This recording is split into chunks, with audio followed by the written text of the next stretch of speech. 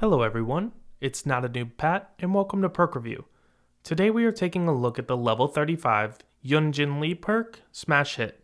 After you stun the killer with the pallet, you will sprint at 150% of your normal running speed for 4 seconds. Smash Hit will cause you to become exhausted for 40 seconds and you cannot use this perk when you are exhausted. The pros are that this perk is great at creating distance between you and the killer, as the video examples will show you. I also like that this is a controllable exhaustion perk. The cons are that there are only a finite amount of pallets on a map, and you might not be able to find a pallet when you need one to activate Smash Hit. This could be because your teammates have thrown them all down, or you are just in a dead area. Then this perk is not compatible with every killer. Nemesis can respect pallets and whip through them, Bubba can chainsaw through pallets, and so on. Let's get into our video demonstration. You can see that I pallet stun Mikey, activate Smash Hit, and I end up sprinting faster than I normally would. You can track the activation of this perk by the perk icon in the perk window or the haste status effect icon. From the killer's perspective, hopefully this gives you a good idea of how much distance a survivor creates when using Smash Hit. Let's get into our video examples. In this first example, I am playing against an Oni. Although they may hit me through the pallet, I get a pallet stun and create distance between myself and the killer.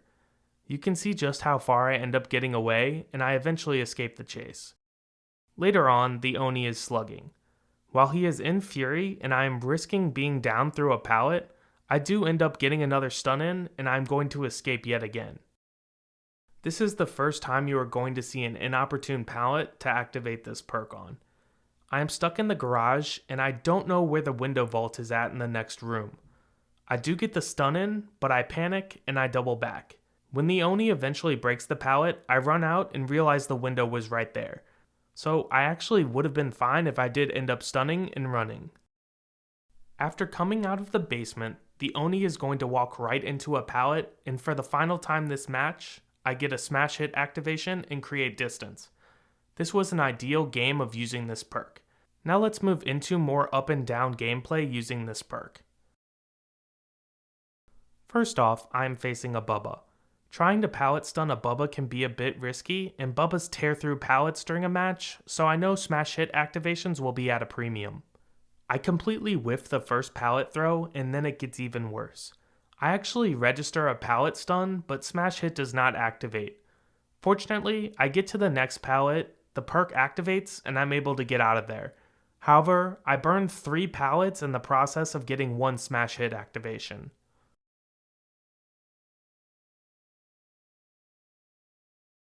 The next time, I only have to use 1 pallet to dispatch of this Bubba, and I may get back to the coal tower.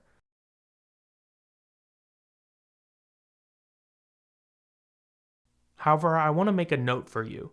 I'm using windows of opportunity, and in these next 2 clips, you can see that there are no standing pallets remaining. The 2 pallets I do see are already thrown down. Of course, this means that I am out of luck and the Bubba is going to predictably down me at the end of this match. You can run out of pallets, whether that is your fault or your teammate's fault. I also wanted to show you an example of this perk against Nemesis.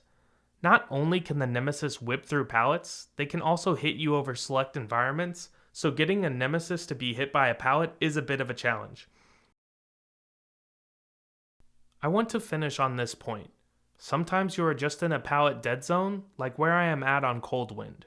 I am desperately searching for a pallet against this blight, but I can't find one to save my life. This sometimes happens when you rely on Smash Hit to gain distance. Let's give this perk a grade. Smash Hit is a 6.5 out of 10. In my opinion, this is the weakest of the exhaustion perks. Part of this is the finite amount of pallets each match.